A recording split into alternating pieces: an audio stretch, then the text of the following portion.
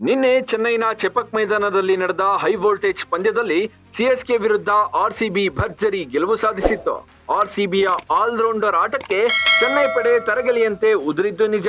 Chennai super Kings ಮತ್ತು royal Challengers Bengaluru ನಡುವಿನ IPL 2025ರ 8ನೇ ಪಂದ್ಯ ಚೆನ್ನೈನ ಎಂಎ ಚಿದಂಬರಂ ಕ್ರೀಡಾಂಗಣದಲ್ಲಿ ನಡೆಯಿತು.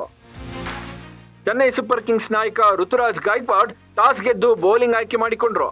ಎರಡೂ ತಂಡಗಳು ತಲಾ ಒಂದು ಬದಲಾವಣೆಯೊಂದಿಗೆ ಮೈದಾನಕ್ಕೆ ಇಳಿದ್ವು. ಮೊದಲು ಬ್ಯಾಟಿಂಗ್ ಮಾಡಿದ್ದ ಆರ್ಸಿಬಿಯ ಸ್ಟಾರ್ ಬ್ಯಾಟ್ಸ್ಮನ್ ವಿರಾಟ್ ಕೊಹ್ಲಿ ತಮ್ಮ ಹೆಸರಿನಲ್ಲಿ ಮತ್ತೊಂದು ರೆಕಾರ್ಡ್ ಕ್ರಿಯೇಟ್ ಮಾಡಿದ್ದಾರೆ. ಫಿಲ್ ಸಾಲ್ಟ್ ಜೊತೆ ಆರಂಭಿಕರಾಗಿ ಬಂದ ವಿರಾಟ್ ಕೊಹ್ಲಿ ಈ ಪಂದ್ಯದಲ್ಲಿ ರನ್ ಗಳಿಸಲು ಕಷ್ಟಪಡುತ್ತಿರುವುದು ಕಂಡುಬಂದಿತ್ತು. ಆದರೆ ಆ ಬಳಿಕ ಅದ್ಭುತ ಆರಂಭ ಕೊಟ್ಟಿದ್ದಂತೂ ಸುಳ್ಳಲ್ಲ. ಅಂದಹಾಗೆ ವಿರಾಟ್ ಕೊಹ್ಲಿ ಐಪಿಎಲ್ನಲ್ಲಿ ಚೆನ್ನೈ ಸೂಪರ್ ಕಿಂಗ್ಸ್ ವಿರುದ್ಧ ಅತಿ ಹೆಚ್ಚು ರನ್ ಗಳಿಸಿದ ಆಟಗಾರರಾಗಿದ್ದಾರೆ. ಈ ಪಂದ್ಯದಲ್ಲಿ ಅವರು 5 ರನ್ ಗಳಿಸಿದ ತಕ್ಷಣ ಶಿಖರ್ ಧವನ್ ದಾಖಲೆಯನ್ನ ಮುರಿದಿದ್ದಾರೆ. ಶಿಖರ್ ಧವನ್ ಐಪಿಎಲ್ನಲ್ಲಿ ಚೆನ್ನೈ ಸೂಪರ್ ಕಿಂಗ್ಸ್ ವಿರುದ್ಧ 1057 ರನ್ ಗಳಿಸಿದ್ದಾರೆ.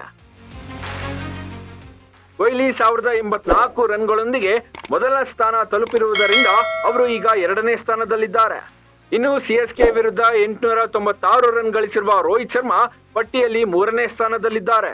ಲೇಟೆಸ್ಟ್ ಹಾಗೂ ಇಂಟ್ರೆಸ್ಟಿಂಗ್ ಸುದ್ದಿಗಳಿಗಾಗಿ ಬಾಸ್ ಟಿವಿ ಕನ್ನಡ ಚಾನೆಲ್ನ ಸಬ್ಸ್ಕ್ರೈಬ್ ಮಾಡಿ. ಹಾಗೆಯೇ ಬೆಲ್ ಐಕಾನ್ ಪ್ರೆಸ್ ಮಾಡಿ. ಇದರ ಜೊತೆಗೆ ಫೇಸ್ಬುಕ್, ಇನ್ಸ್ಟಾಗ್ರಾಮ್, ಎಕ್ಸ್ನಲ್ಲೂ ಮಿಸ್ ಮಾಡದೆ ಫಾಲೋ ಮಾಡಿ.